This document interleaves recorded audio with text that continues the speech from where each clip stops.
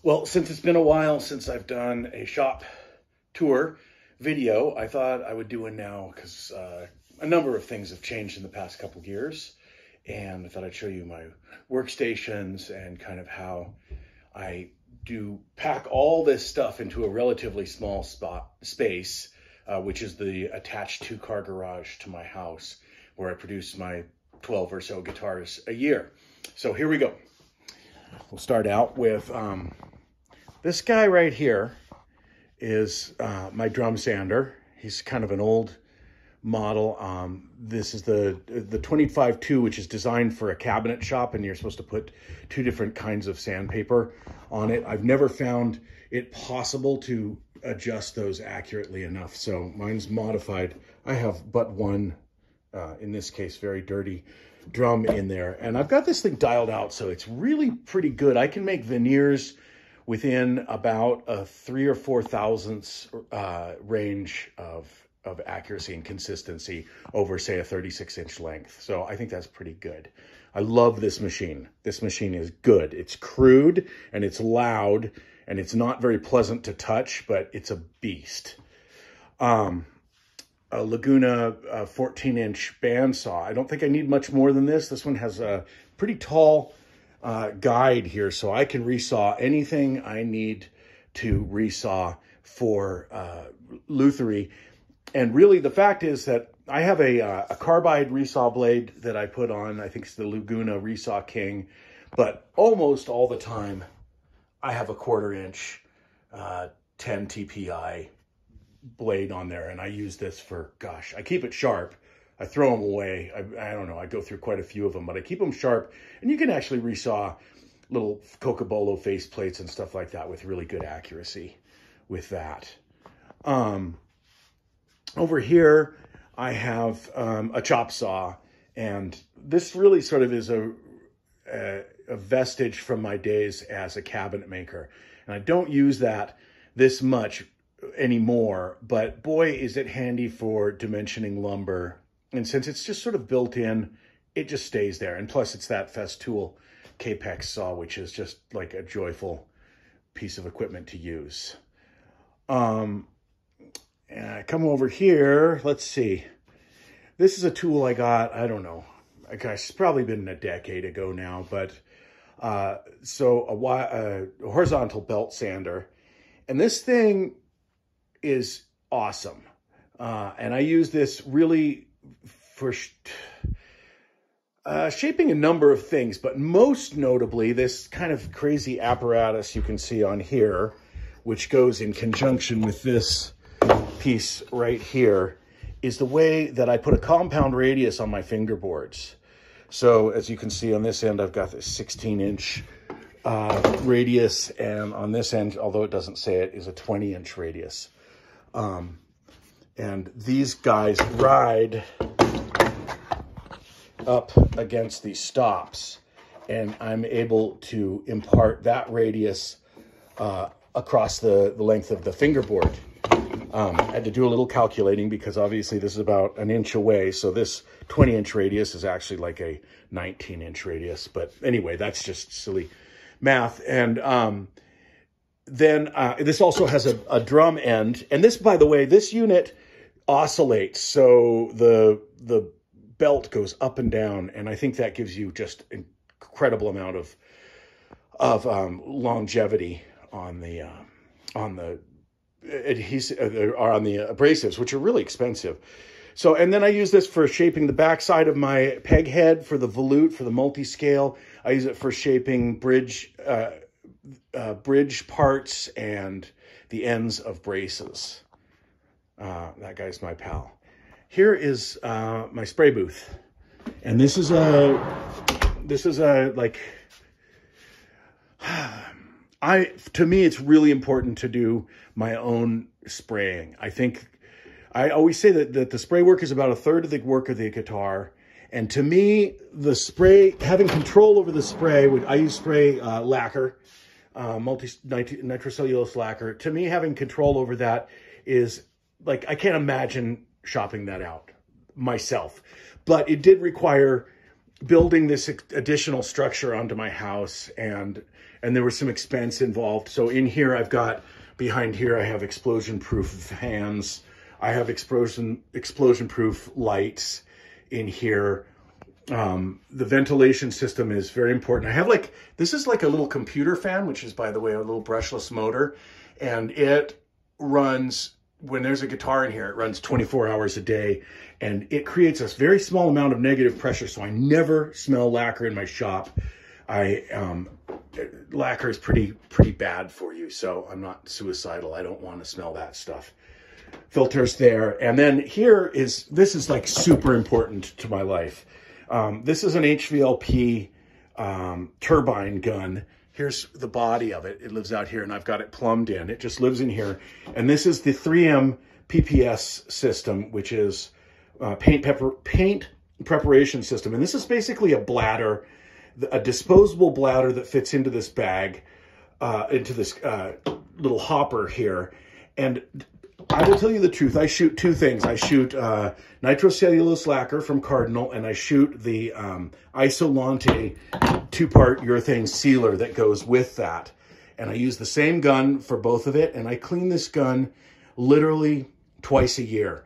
It shoots so cleanly, and the bag system keeps it from being exposed to oxygen so well that I can leave a mixture of lacquer in here for like a month. And when I go to shoot, I just start shooting. It just changes my life. And I hang the instrument on there and the neck on here. And it really minimizes what for a lot of people is totally an agonizing part of guitar making, which is finishing. And I have an additional, my whole shop is humidified, but I have this little additional dude in here because for some reason, between having that heater out here and the entire thing being made out of wood, I just need a little extra humidity. But look, I keep my, there it is. I try to keep it at 45%, but 42 makes me pretty happy. I've got hygrometers all over the shop. See out here, it's 50, 49, 50, and 50. So that's right on the edge of as moist as I'll let it get. In fact, I'll turn my system down just a little bit. It changes with the outside weather. But rather than have like one really expensive hygrometer, I just have a whole bunch of crappy ones, and I just sort of average it out. Okay, let's see. Over here is my lathe, which I use for innumerable little things. It's a tiny lathe and doesn't take up much space, but I gotta have that. I have a dedicated shelf for all of these larger jigs that I've made. And one of my rules about like keeping my shop, which is 750 square feet in order, is that if I don't use something for like a year, it's gone. I do have another storage area where I keep stuff if I think I'm just gonna maybe use it again. But like dreadnought forms and stuff like that, instruments that I don't make anymore, they don't live in my shop anymore. I just don't have the space. So if something doesn't get used regularly, it's gone. Here's all my different grits of sandpaper. My organization principle is like everything has to have a place and it needs to go back there every night. So it's kind of crazy. Maybe to some people, like I've had people call me various Freudian terms because of how neat I keep my shop. But the way it looks right now is basically the way I leave it every night. And this is what I come to in the morning every day, and I can think straight. And if my shop gets messy, I start vacuuming and I start cleaning because I cannot deal with having it be rough. I don't know how I can do good work if I don't have a clean shop. Here's a dedicated little tool, and this just shows you like how long I've been in the shop for 20 years. So every little space is used. Look at this as a little router table I made, and this has one job, and that's to cut the slot for my truss rod in my neck. I make all my neck blocks, all of my neck blanks are 3 inches wide, and that thing is dead set with a fixed fence at 1.5 inches. So it's right down the center.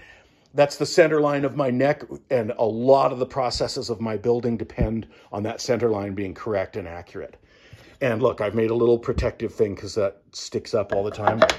and it sits below the level of the table here, so my chop saw can still use it. It clears my jointer, which I bought out of off of Craigslist. I don't know. It's way too big a jointer for what I do, but it's great. And the best investment I ever made is right there, a helical head for this thing, which just makes this tool work like a dream. Okay, sanding station right here. This is just a little cheapo Rikon combination machine with a 10-inch plate and a 48x6 belt. And I use this thing as much as anything. I mean, I use it all the time. I built a fixed table because the one that came on there was really cheese bag and it kept going out of square. So this is at dead 90. This relationship is dead 90. I made this little sliding table out of phenolic resin, which gives me 45s. And I can pull it off and do whatever freehand work I need to do. So that is, of course, attached to its own dedicated little shop vacuum, which is triggered by the, it just turns on when the machine turns on with this cool little electronic device. A spindle sander, which I use, you know, everything that's in here I use. If it doesn't get used, it's gone. So I use this on every single guitar for shaping templates and stuff like that. Here's a little pin router I have, and I use this basically on the very rare occasions I do arch tops. I cut my F-holes with that, and I use it for cutting my nut saddle slots rather, in my bridges, using this little jig which rides on the pin. And I never have to worry about that. Again, the depth is correct. It's just very cool. Sanding beams, all of my hand planes, which basically, I've got all these planes. I mean, look, I got a whole bunch of planes, and I basically use like 4 of them. I use these little Lie-Nielsen planes all the time. Like this little dude, if you don't have one of these and you're a luthier, just get one. That is the coolest plane. It's adjustable, it's tiny, you can do almost all the work you need with just that. And I have a couple of slightly bigger ones. And then like these like jack planes and stuff, I don't really use them that much. I don't know. Got my little Schneider Grammel, a bunch of files. This is the workbench. This is sort of my pride and joy. My dad made this when I was a kid, and he was a woodworker, and he gave it to me, and he built it. As you can see, he built it right. This thing weighs about 300 pounds, and it's sort of the heart of a lot of the processes I do. I keep a lot of my tools around it. You might well ask, does anybody actually need that many adjustable squares? And the answer is yes. Yes, they do, right? They do not need that many pens and pencils, but they need that many squares. Saws, measuring tools, right there. Those guys get a workout in my shop. All of these little precise measuring veneer calipers and all of the things. I try to work, you know, we're making guitars, so I try to work within a couple thousandths of an inch. Adhesives live here, and this is my my CA glue zoo right here. And CA glue is a huge part of my process. I use it for many things, most notably binding, but I also use it as temporary clamping. I use it to fix the innumerable things that I break, and the innumerable mistakes that I make can be often fixed with CA glue. But of course, CA glue has many limitations, and I don't use it in places where shear is a factor. I have 2 different kinds of epoxy I regularly use. System 3 T88, which I use to laminate the sides of my guitars and for super important structural elements, because that stuff will never, ever in a million years let go.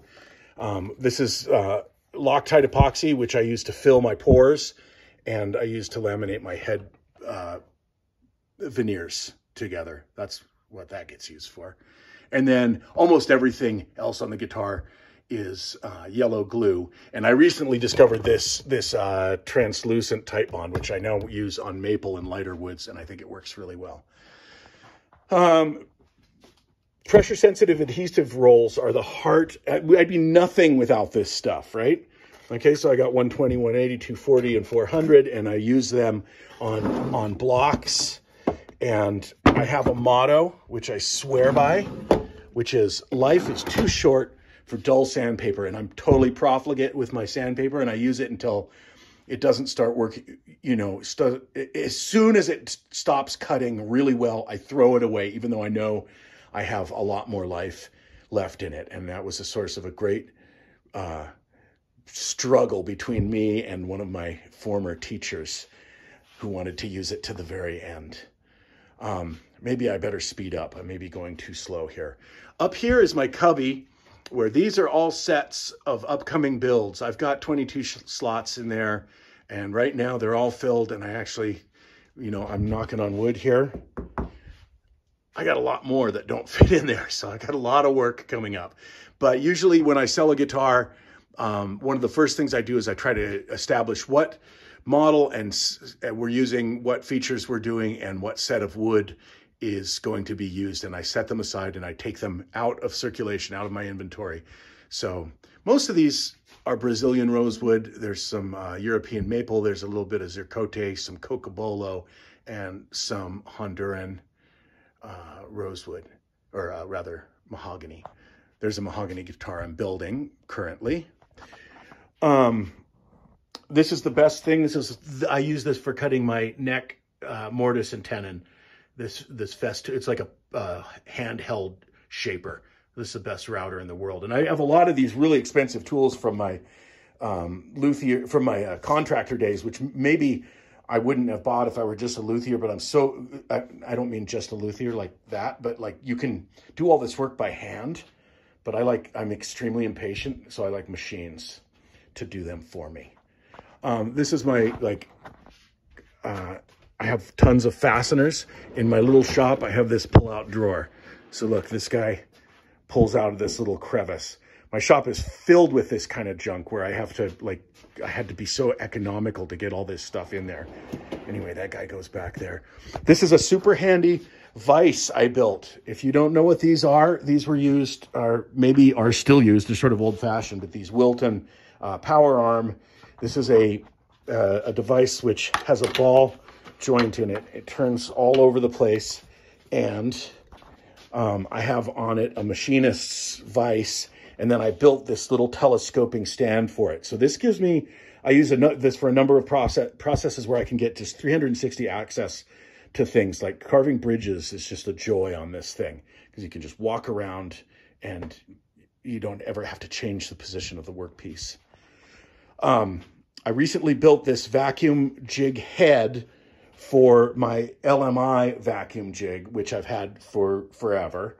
But this new head is better. It distributes the load onto the top it's much less scary, like that if you, and holds the guitar in a much stronger way, so that with the LMI circular head, I was always afraid I was going to crack the top. And this one I have much more confidence with. And this this guy allows me to move the workpiece around 360 degrees. And it is, you can't do anything if you can't hold your guitar securely. You just have to come up with something to hold it securely. And if it can work easily, then so much the better.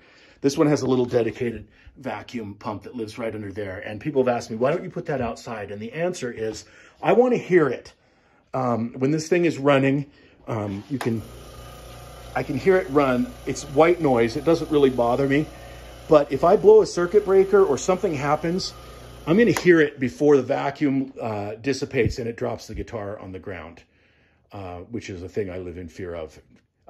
It happened to me once, and it was not good. And hence there's this thick rubber pad underneath it. Here's your standard, modified gunmaker's vise from StewMac that is invaluable. That's really cool. I have a giant 4x8 layout table here that I can do all sorts of processes on, and it's an outfeed table for my table saw as well. Built into it is this device, and this is the top of a professional grade pottery wheel. And on this, I attach my discs for contouring the sides and various other processes. So instead of driving the bus drives me, and this machine does it for me. And it's totally smooth, flat to the table, so it doesn't interfere with anything. And like everything else in my shop, I have like its own set of tools. Each process, I keep its own set of tools, even if they're redundant. I have another one of those wrenches elsewhere in the shop, but that one lives right there, so it's always there. This is one of those really cool vacuum reservoir systems, and I use this along with a polyurethane bag to laminate my sides, which I laminate on these forms that I've made over here, one for each model. So that's the way I laminate my 3-piece sides. Here's your standard issue router table.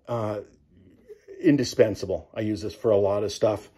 I have a saw stop, cabinet saw, which is like way more saw than I actually need, you know, since I'm mostly cutting like veneers, but it is a beast and I love it. And I love the safety of the idea that I won't like just accidentally lop off part of me.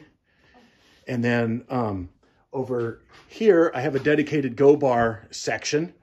And this is something that I recommend if you have enough space. I used to take and set up my go bar thing over here, and it was like, you know, a process. That's a pain in the butt. So I made this little table. It's right by the window, so I can see very well. And the go bar,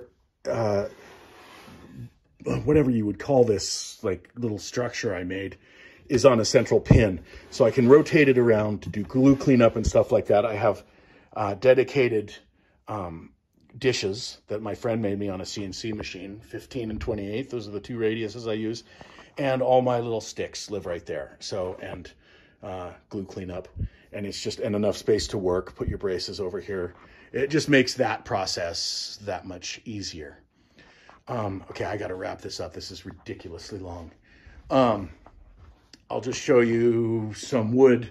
So this is where I keep I have really low ceilings. As you can see, I'm kind of a low guy, so it doesn't bother me that much, but I get to use a lot of stuff up on the ceilings. Oh, geez, right here. Dental lamp. This thing goes all over. It reaches almost all over my shop. And I bought that on Craigslist for like $60, and it is by far the best piece of task lighting I've ever had in my entire life. I highly recommend doing something like that. Anyway, back to the wood. We got tons of, I build mostly Brazilian rosewood, but here's some European maple, almost all Brazilian down to there. There's some stuff like koa, Tasmanian blackwood, cocobolo. I've got fingerboards. I've got another, you know, maybe 150 fingerboards aging in another part of the shop. Here's just like wood storage for various things. Like here's a bunch of Macassar that I'll use for I don't know what I'll use it for, but probably for binding and stuff like that. Here's some extra wood, a bunch of I use laminated sides, as I mentioned, and I use Brazilian rosewood for the exterior, and I'm not about to use Brazilian for the interior of those sides, so I have lots and lots of extra different colored East Indian rosewood that I use for my interior. This is like a drawer I built just to keep my veneers in, okay? Because veneers are fragile and they're always in the way. So this guy just leaves, and it's like indexed. Each one of these guys has its own little folder that it lives in for all the different veneers. Here's top wood, okay? I have, like, here's all redwood. This is like regular, some redwood. This is all tunnel 14. I've got Carpathian red spruce, Sitka, some other European spruce, some Lutz, cedar, different types of cedars, Engelmann. I've got a bunch of this old Sitka and more. This has got way too much wood. I mean, I've got way too much wood. Brace stock. is there. Neck blocks, pre-cut scraps, blah, blah, blah. Here's a cool thing. This is a Charles Fox style bending machine that I sort of like hot rodded and built my own version of. This is mostly Charles Fox's idea, like having the side door, super cool. So you can take the stuff out without endangering it. Heat blanket. I put in a rheostat here so that I can control the temperature, and a timer so that I can't forget about it, which I have done. Forget about it, but rather than burn my shop down, it turns itself off. Here's a fan built in to cool it when I'm being impatient, which is basically all the time. And then I have a probe, and I bend everything. I'll just tell you right now, I bend everything at about 305 degrees, with the exception of a few woods that are difficult that I bend at a little bit higher temperatures. Brace stocks, blah, blah, blah. Here are a bunch of these types of cam clamps that I built for gluing on my tops and backs. And since these guys cost upwards of like 35 bucks a piece, and I wanted 60 of them, I made them myself. And once you come up with a design and a process for building them, it's really easy. That only took me an afternoon to make all of those, and they've served me very well. Here's my little drill press station with a variable speed drill press. And I do, oh gosh, I do so many things on the drill press. And I find it to be an invaluable tool, and having the variable speed without switching blade belts on the pulleys is a real luxury. And I found that old beast on Craigslist, which I think is a great source for tools. By the way, I will tell you, I bought that for $100. It's unbelievable. It's such a killer machine. It weighs so much, I almost died moving it. I live in the same building as my shop, and it's dusty. So I have a really pretty thorough dust collection system. I have this cyclonic Laguna guy that goes up in here into a plenum that runs down the center of the shop, and out of the plenum come gated individual lines for each tool. So I open and close them as I'm using them. And here's another example of my laziness. Like, I didn't want to reach all the way over to that, so I made my little pulley system to open the to open the tubes for the sander and the bandsaw. And I have this little like a pre-Hawaii flag, and that shows me when my air cleaner is running, because God, I breathe a lot of dust. I know I do. I wear masks for heavy operations, but I spend my days in here, and I know that there is just ambient, really, really, really fine dust. So I run that thing a lot in hopes of cleaning the air and not dying. Here's a planer, which, by the way, is a super useful tool for planing sides and backs when they're some kind of horrible, like really resinous wood, like Ziricote. And I went ahead and bought a helical cutter for this, which makes doing that possible. By the way, if you try to cut, something that's 50 thousandths of an inch with the straight blade, it's just going to explode the second it encounters a problem. With the helical cutters, it cuts like butter through knots and reverse grain and all sorts of stuff like that. Let's see, I also have a dedicated sharpening station, and my water stones live over here in a bucket. I use water stones exclusively, and I made a little guy that lives here and locks onto my sink. And you got to have sharp tools. That's just it. You got to have sharp tools. So I sharpen my chisels and my planes almost every time I use them. Which, yeah, okay, that kind of sucks, but you know what? It's just part of the deal. So I just do it, and it's okay. And then most important, I have my computer so that I can listen to Spotify all day. And then I think the last tool, I haven't showed you this, is a dedicated, somewhat larger, what do they call these? The sander with the disc sander. And I use this for shaping my neck and tail blocks, which I've made little special jigs that they ride in, and they have replaceable, I'm losing my powers of speaking right now. I got this idea from Kevin Ryan from an article of his.